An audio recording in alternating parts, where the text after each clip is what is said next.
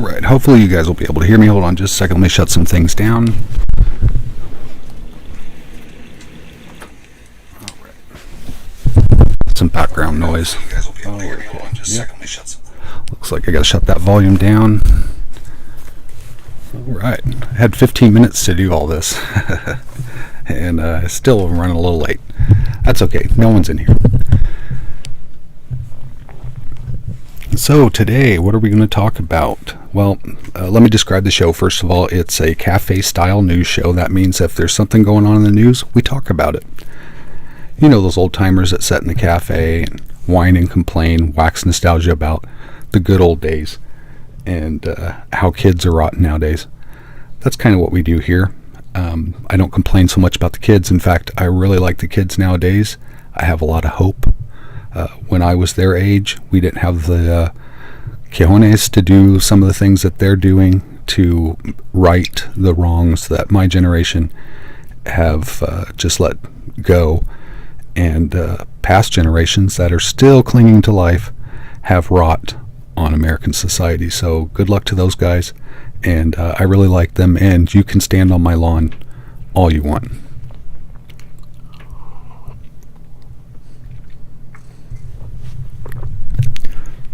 What's in the news? So there's some interesting things going on. I wanted to talk about the president.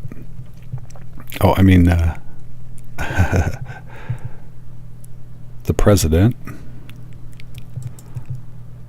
I think that was Gary Busey. Can we talk about that for a minute? Let's see here. Gary Busey.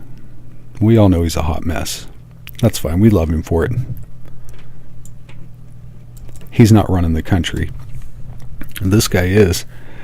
When I saw the picture of President Trump on the right and immediately thought, I was like, is that Gary Busey playing the president? And I looked closer and of course it wasn't. It wasn't Gary Busey. So I looked up a picture of Gary Busey just to see, was I making this up in my head? And it's like, no, they kind of look alike.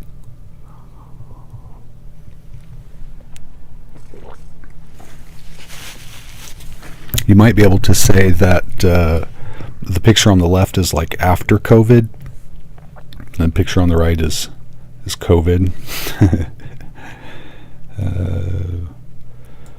So President Trump. He looks like dog shit taco right now. Look at him. Just looks awful. And this is actually a good picture of him. Oh, come on. There we go. There's a little bit of controversy about how sick he is. He says he's okay. We can't believe anything because you know how the world is. We can't take the talk. The doctors act like they are not meant to talk to the public. They should have had like a hospital rep talk to, a professional PR person who's great at making BS look like it's authentic. These doctors aren't good with the press kind of BS. They might be good about telling you that you're going to live when you're hinging on the edge of death. And doctors do that because a lot of times a person's mental state can contribute to their outcome. So there was this kind of a gaffe that was, the doctor said that he didn't want misinformation about the president's condition to alter the course of his condition, I guess. So people were really confused by it, and they're like, what does that mean? Well, I think what it means is that they don't want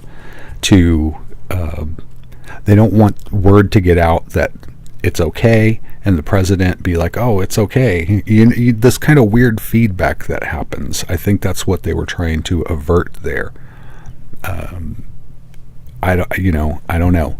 Maybe if word got out that he wasn't doing well, it would cause some calamity, and then he'd feel like he need to get out and drive around Pennsylvania Avenue, whatever it is. So I think the doctors were just speaking to, they were having a hard time getting him to do what they needed him to do. He was probably demanding that they give him everything under the sun. They were like, we can't we can't really do that because there's a good chance it will kill you, and president knows best. So they were probably fighting back and forth. I could just see. I can't wait till the book comes out. I really can't. It's one of those things where we had a President Reagan, you'll remember, he came really, really close to death. Very close. I remember this happening. I was a young boy at the time, and the impression that I got was that he, missed everything, and he just had to get his strength back, and but that's not what happened. It actually tore up it messed him up really bad, and he barely survived. I mean, he was really close to dying, to the point where they were like, we maybe need to transfer power temporarily, but he pulled through. The point of that is that creates a power vacuum. This whole question of it's a really pivotal event in American history. This will go down. People will talk about this for generations to come. So the doctors, of course, are going to have something to say about it. Because people will have things to say about them. So they're going to set the record straight, I'm sure, and I can't wait to see what kind of a patient President Trump was. That's what I'm really curious about. For some reason, I don't know, just a weird mentality. So if we compare, some people have been doing this, they've been comparing Herman Cain to President Trump. Herman was okay, and then he was in the hospital, and then he was doing fine, and then he wasn't, and he was getting better, and then he died. It just went back and forth. And this all happened in the course of like 28 days from the time that he was tested to the time he died. That's 3 weeks of this going back and forth, and it started out very similar to what we see with the president. So that's really concerning, that in 3 weeks there's a possibility, if he doesn't pull through, this is the time, this is the window we're looking at, sort of. So it's still up in the air, and people are like, how bad is he? Everyone wants to know. So they looked at a video of him climbing some stairs, and we'll take a look at that. You guys can tell me what you think.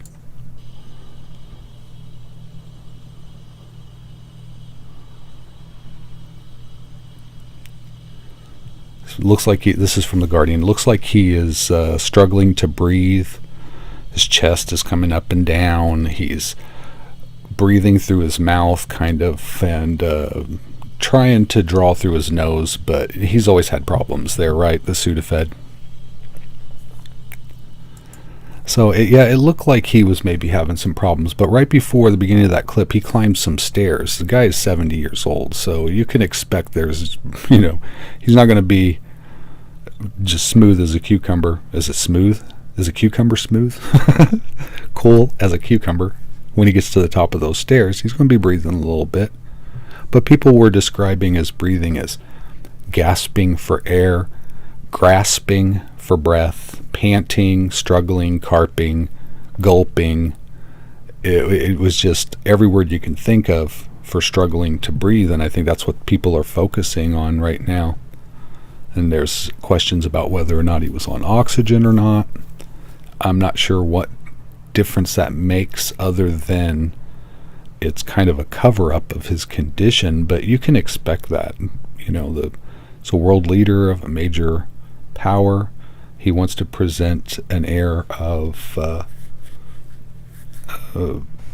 intransigence,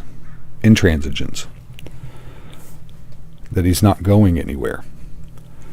So one of the big things that's happening now is people are praying. They're praying for different things. One of the interesting things about praying is, look at these guys here. I feel like they're probably pretty close to God, right? Pious individuals up there delivering the word to parishioners, the congregation, and they're all wearing masks. You see that? They're all wearing masks. They didn't pray the virus away. They're sensible in that regard. So people have been praying, and the people who pray the best are wearing masks. It's telling. It's really telling. They're praying whether the president survives or he doesn't. So there's this. I'm personally, and I like to think of myself as a cynic, but at the same time, I try to be hopeful. Otherwise, it's going to be a hard time getting up out of bed in the morning.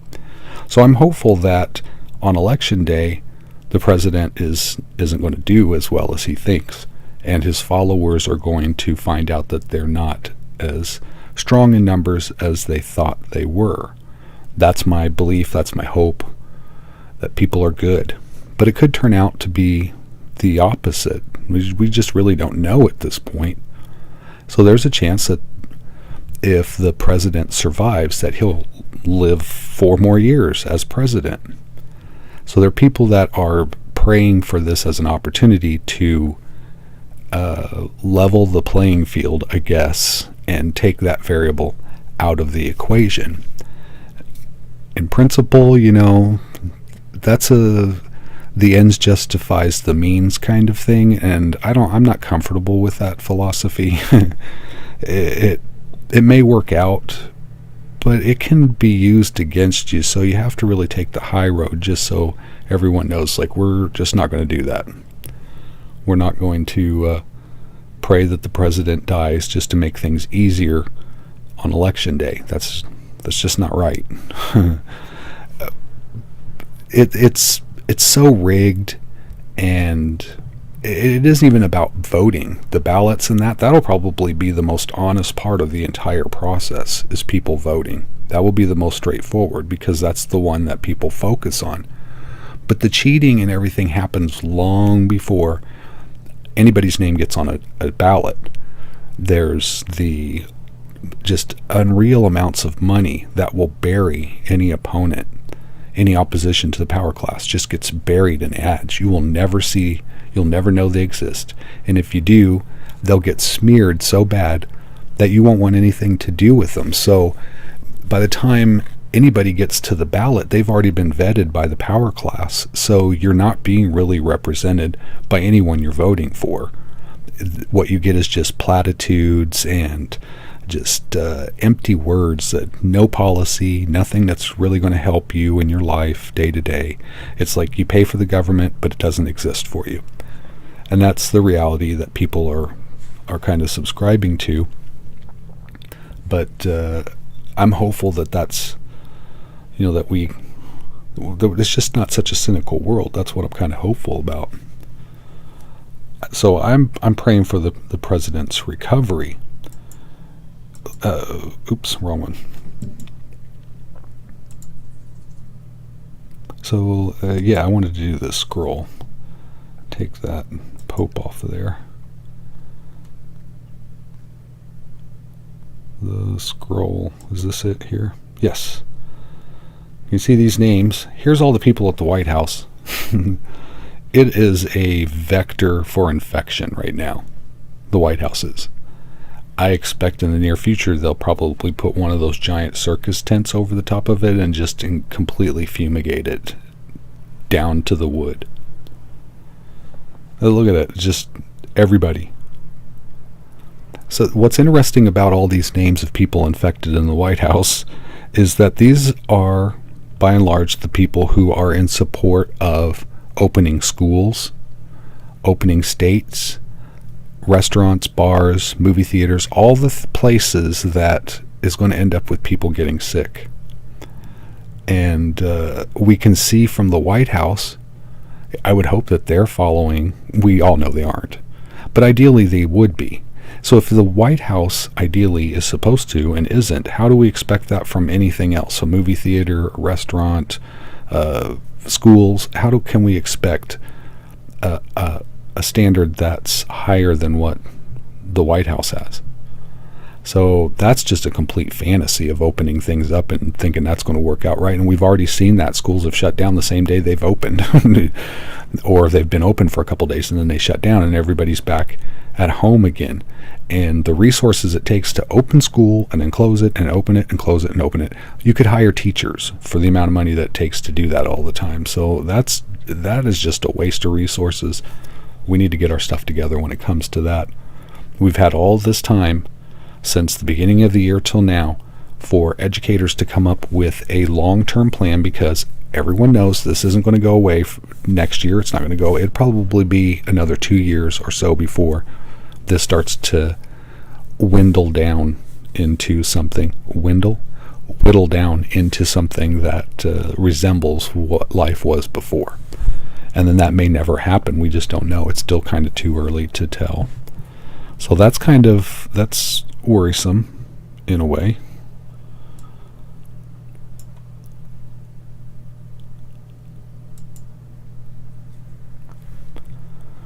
Let's see, what else do we have on the thing for today?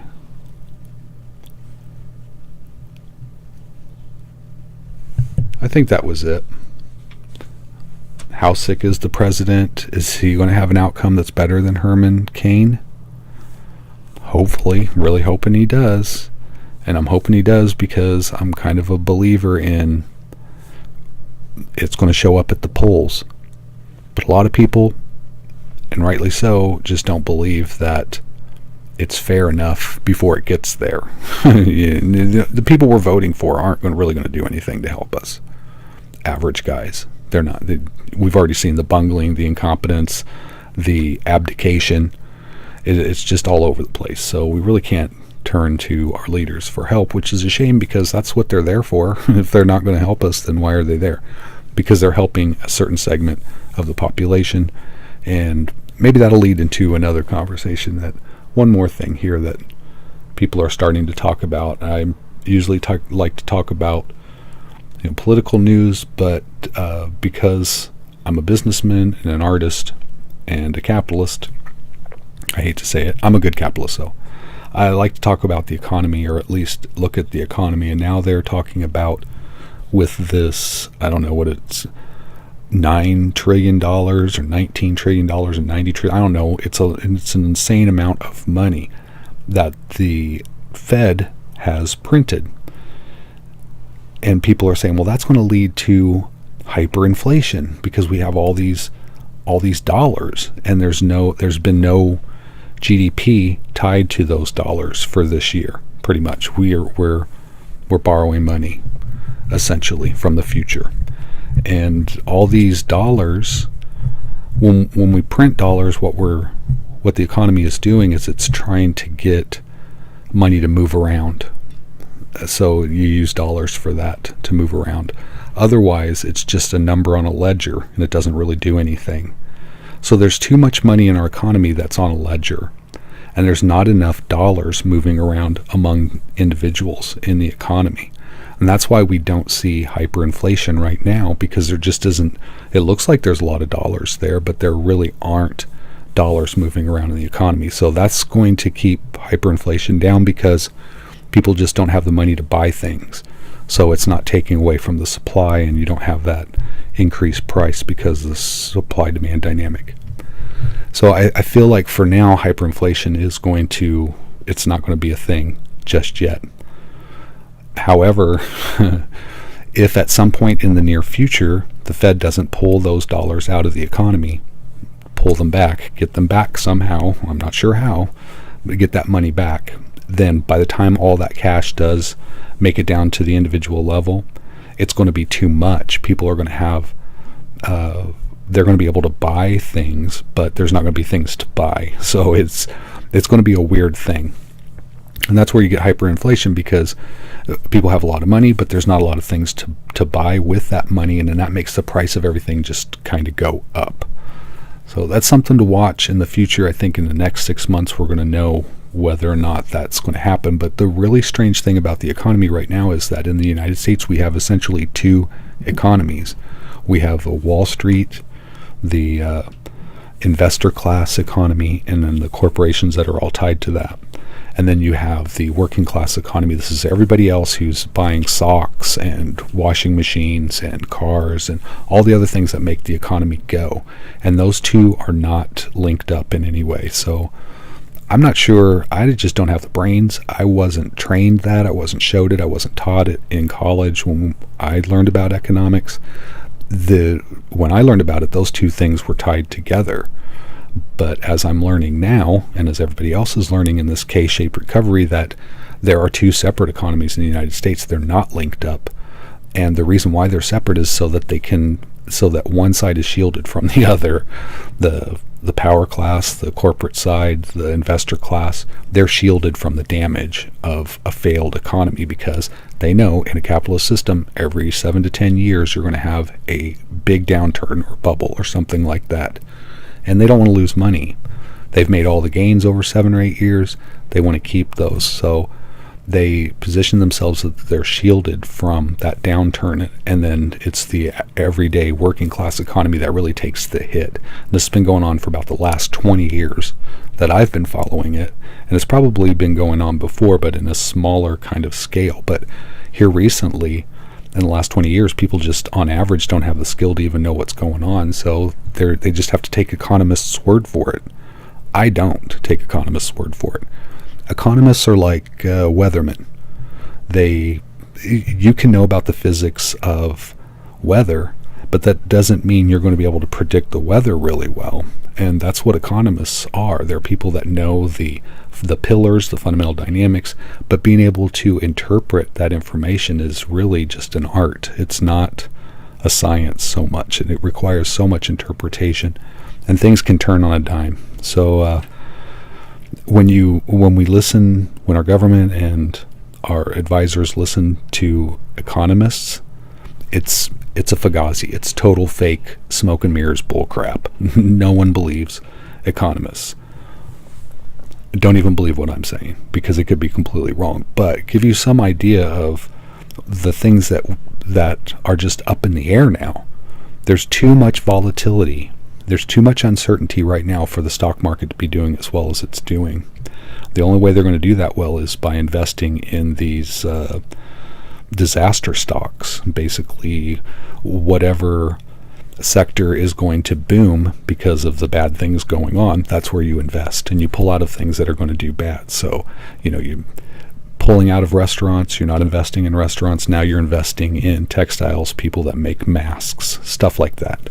So they're always shielded, and they do really well, and then everybody does really bad. So, good luck with that. I'm not sure how that's going to turn out, but it seems like it's not going to turn out very well. So that's, I guess that's pretty much the news for now, for today. If anything happens between now and Monday, because I'll usually do this on Monday. I might have a follow-up on Tuesday. But it'll be like, the week's news. On Monday, you get the whole week. So hope to see you then, and maybe I'll do some art videos in between. I'm trying to get my live feeds up, my view counts up, because right now people don't even know I'm doing this, so I'm pretty much spending my time in here alone. So if you're catching this later, thanks for watching, and let me know how I'm doing with the comment, and I hope to see you next time.